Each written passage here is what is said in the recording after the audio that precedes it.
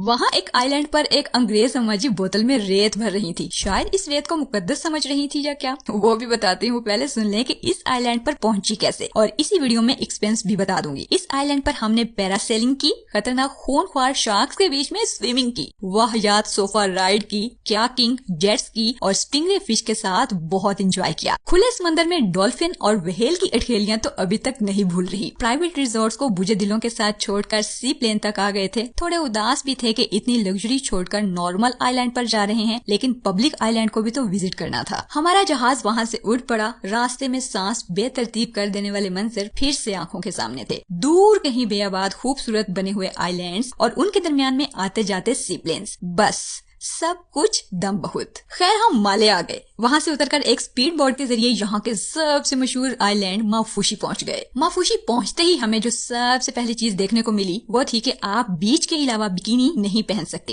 Actually Maldives एक Muslim country है, इसलिए अल्कोहल और इस तरह की चीजें ममनू है, लेकिन प्राइवेट आइलैंड्स पर सब जायज है। यहाँ काफी गर्मी थी। हमारी जिस होटल में बुकिंग थी उसकी बग्गी आ चुकी थी और उसका स्टाफ पहले से ही हमें रिसीव करने के लिए मौजूद था। होटल अराइवल पर हमें वेलकम ड्रिंक्स दिए गए क्योंकि गर्मी बहुत। उसके बाद हमें रूम का रास्ता दिखाया गया, उसमें भी बड़ी खूबसूरती से वेलकम लिखा गया था। हमारे रूम के बाहर टेरेस के सीन्स कुछ ऐसे थे। क्या खूबसूरत नजारे थे यार, मजा आ गया। इसी होटल का अपना पूल भी था टॉप फ्लोर पर, और रात के वक्त के सीन्स कुछ ऐसे थे, मतलब इतने क्रेजी के बंदा पागल ही हो जाए। इसी होटल की 4 नाइट्स की इनवाइस अटैच कर रही हूँ, आप स्क्रीनशॉट ले सकते हैं। बाकी खाना शाना यहाँ हर किस्म का ही मिल जाता है। ब्रेकफास्ट कॉम्प्लीमेंट्री होता है। बीचेस बहुत ज्यादा खूबसूरत हैं। यहाँ रेत शेत बहुत ज्यादा होती है। होटल्स के बाहर उन्होंने इस तरह के मटके रखे होते हैं कि पैर धोकर अंदर आए। आज हम करने वाले थे एक्टिविटीज। यहाँ पर हर एक्टिविटी के चार्जेस लिखे हुए मिल जाएंगे, स्क्रीनशॉट ले सकते हैं। फिर आया जी मेरी लाइफ का ब्रेथ टेकिंग लम्हा, जिसका मुझे बहुत इंतजार था। जी हाँ, पैरासेलिंग। यहाँ की पैरासेलिंग इतनी कोई कमाल की और सेफ है कि जरा डर नहीं लगा। अपनी बोट से